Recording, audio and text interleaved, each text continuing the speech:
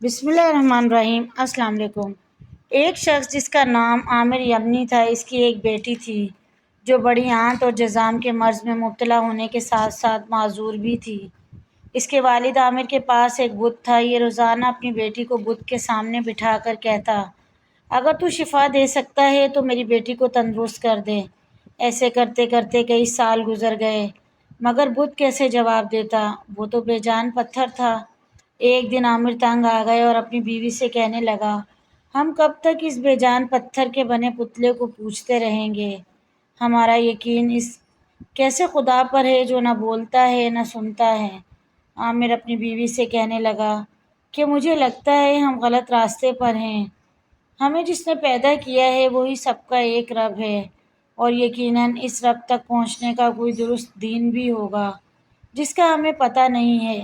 عامر یمنی کی بیوی نے اپنے جواب میں کہا، آپ ٹھیک کہتے ہو، ہمیں اس دین حق کو تلاش کرنا پڑے گا۔ آپ ہمیں ساتھ لے کر حق کی تلاش میں نکلو، شاید ہمیں کہیں سے درست اور سچے رب کی دین کی رہنمائی مل ہی جائے۔ عامر یمنی اور اس کی بیوی اپنے گھر کی چھت پر بیٹھے یہ گفتگو کر رہے تھے کہ اچانک انہیں آسمان پر سفید روشنی دکھائی دی۔ پھر یہ نور یعنی سفید روشنی سارے آسمان پر پھیلنے لگی۔ اس نورانیت سے سارا آسمان اور زمین چمک اٹھی، جیسا کہ کسی خاص ہستی کے لیے زمین آسمان کی ہر شے کو سجا دیا گیا ہو۔ اللہ رب العزت نے عامر یمنی اور اس کی بیوی کی آنکھوں سے غفلت کا پردہ ہٹا دیا، اور انہوں نے دیکھا کہ فرشتے صفیں باندھے ایک مکان کو اپنے حصار میں لیے ہوئے ہیں۔ پہاڑ اور درخت سجدے میں جھک رہے ہیں۔ پھر ایک آواز بلند ہوتی سنائی دیتی ہے، کہنے والا کہہ رہا ہے، مبارک ہو سچے اور آخری نبی صلی اللہ علیہ وآلہ وسلم اس دنیا میں تشریف لا چکے ہیں۔ اس دور میں عامر اور اس کی بیوی کی نظر اس بت کی جانب گئی۔ وہ بت اوندھے منہ گر پڑا ہے۔ عامر کی بیوی کہنے لگی، ذرا اس بت کو دیکھیے، کیسے زمین پر سر کے بل پڑا ہے۔ یہ سنتے ہی بت بول اٹھا، جو برسوں سے گونگا، بہرا اور بے جان تھا، آج اچانک اس میں جان آ گئی، اور کہنے لگا، خبردار رہو، بڑی خبر ظاہر ہو گئی ہے۔ وہ پاک ہستی پیدا ہو چکی ہے جو ظلمت اور کفر کے اندھیروں کو مٹا دے گی۔ اس نبی صلی اللہ علیہ وآلہ وسلم کا ساری دنیا کو انتظار تھا، جن سے درخت اور پتھر کلام کریں گے، چاند ان کے اشاروں پر دو ٹکڑے ہوگا۔ یہ وہی آخری نبی صلی اللہ علیہ وآلہ وسلم ہیں۔ یہ سن کر عامر نے اپنی بیوی سے کہا، تم نے سنا کہ یہ بت کیا کہہ رہا ہے؟ اس کی بیوی نے کہا، اس بت سے پوچھو، اس قدر بڑی شان والی ہستی کا نام کیا ہے؟ پھر ایک غیب سے آواز آئی کہ اس پتھر نے صرف آج ہی بات کی ہے۔ عامر یمنی نے اس آواز سے سوال کیا کہ ہمیں یہ تو بتا دو کہ اس پاک ہستی کا نام کیا ہے جس کے لیے پورا آسمان سجایا گیا؟ اور بت اوندھے منہ ہو کر گر پڑے۔ جواب ملا، ان کا نام محمد صلی اللہ علیہ وآلہ وسلم ہے۔ یہ حضرت اسماعیل علیہ السلام کے بیٹے ہیں۔ ان کے دونوں کندھوں کے درمیان مہر نبوت ہے۔ جب یہ زمین پر چلیں گے تو بادل ان پر سایہ کریں گے۔ اتنے میں عامر یمنی کی معذور بیٹی جو نیچے سو رہی تھی کہ اپنے قدموں پر چلتی ہوئی چھت پر آن پہنچی۔ عامر اور اس کی بیوی اسے دیکھ کر حیران رہ گئے کہ اچانک ہی کیسے ٹھیک ہو گئی۔ پھر عامر بولا، اے میری بیٹی، تیری معذوری اور تکلیف کہاں گئی جس نے تیرا جینا مشکل کر رکھا تھا؟ بیٹی نے جواب دیا، ابا جان، میں دنیا سے بے خبر سو رہی تھی کہ میں نے اچانک اپنے سامنے ایک نور دیکھا۔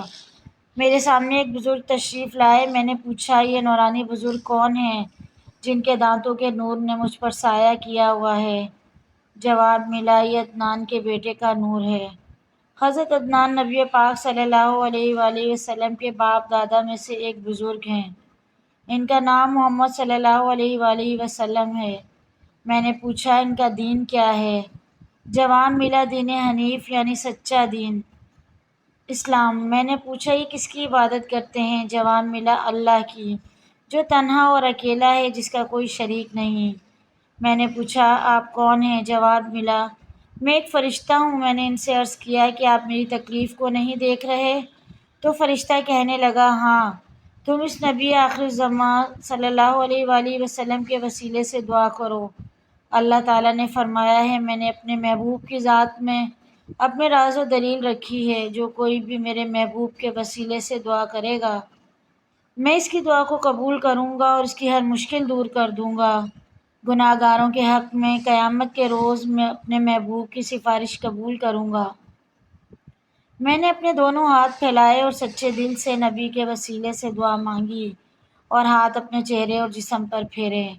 جب میں نیند سے جاگی تو بالکل ایسی ہی تھی جیسی کہ آپ مجھے ابھی دیکھ رہے ہیں۔ یہ سن کر عامر یمنی نے اپنی بیوی سے کہا، ہم نے اس مبارک ہستی کی عجیب و غریب نشانیاں دیکھی ہیں۔ اب میں ان کی محبت میں جنگلوں اور دشوار گزار وادیوں کو طے کروں گا۔ اس کے بعد عامر اس کی بیوی اور بیٹی نبی کریم صلی اللہ علیہ وآلہ وسلم کی تلاش میں نکل پڑے۔ مکہ مکرمہ میں پہنچنے کے بعد بی بی آمنہ کے گھر کے دروازے پر دستک دی۔ حضرت بی بی آمنہ نے ان سے آنے کا مقصد پوچھا۔ عامر یمنی کی بیوی نے جواب دیا، آپ کے لخت جگر جن کے نور سے ساری کائنات کھل اٹھی ہے، اس کا چہرہ مبارک دکھا دیجیے۔ بی بی آمنہ نے کہا، میں اپنے پیارے بیٹے کا چہرہ نہیں دکھا سکتی، مجھے ڈر ہے کہیں یہودی میرے بیٹے کو نقصان نہ پہنچا دیں، میں آپ کو بھی نہیں جانتی۔ عامر کے گھر والوں نے کہا، ہم نے اس پیاری ہستی کی محبت میں اپنا وطن، اپنے باپ دادا کا باطل دین چھوڑا ہے اور یہاں تک آپ کے پیارے بیٹے کے دیدار سے اپنی آنکھیں روشن کرنے آئے ہیں۔ ہم نے تو سنا تھا اس ہستی کے دربار سے کوئی خالی ہاتھ نہیں جاتا۔ اجازت ملتے ہی عامر اور اس کے گھر والے اس مبارک کمرے میں داخل ہوئے جہاں آقائے دو جہاں آرام فرما رہے تھے۔ اس کمرے میں آتے ہی عامر اور اس کے گھر والے دنیا سے بے خبر ہو گئے اور بے ساختہ زبان پر اللہ کا ذکر شروع ہو گیا۔ جیسے ہی آقائے دو جہاں صلی اللہ علیہ وآلہ وسلم کے چہرہ انور سے پردہ اٹھایا تو زور سے زار و قطار رونے لگے۔ قریب تھا کہ ان کی روح جسم سے نکل جاتی۔ آگے بڑھ کر انہوں نے نبی پاک صلی اللہ علیہ وآلہ وسلم کے ننھے مبارک ہاتھوں کو چوما۔ اتنے میں بی بی آمنہ سلام فرمانے لگیں، اب جلدی سے واپس چلے جاؤ۔ گھر والوں نے نہ چاہتے ہوئے دل پر پتھر رکھا اور باہر آ گئے۔ عامر یمنی کا حال ہی بدل چکا تھا، یہ اس نورانی چہرے کا عاشق بن چکا تھا۔ باہر آ کر دیوانوں کی طرح چیخ کر کہنے لگا، مجھے بی بی آمنہ کے گھر واپس لے چلو اور دوبارہ التجا کرو کہ ایک بار پھر مجھے دیدار کرنے دیں۔ دوبارہ اجازت ملی تو عامر یمنی نبی پاک کے ننھے مبارک پاؤں کی طرف لپکا اور آپ صلی اللہ علیہ وآلہ وسلم کے مبارک قدموں میں گر پڑا اور ایک زوردار چیخ ماری۔ عامر یمنی کی روح ان ننھے منھے مبارک قدموں پر قربان ہو گئی۔ مزید ایسی ویڈیوز کے لیے چینل کو ضرور سبسکرائب کریں۔ ویڈیو پسند آئے تو لائک، شیئر، کمنٹ کیجیے۔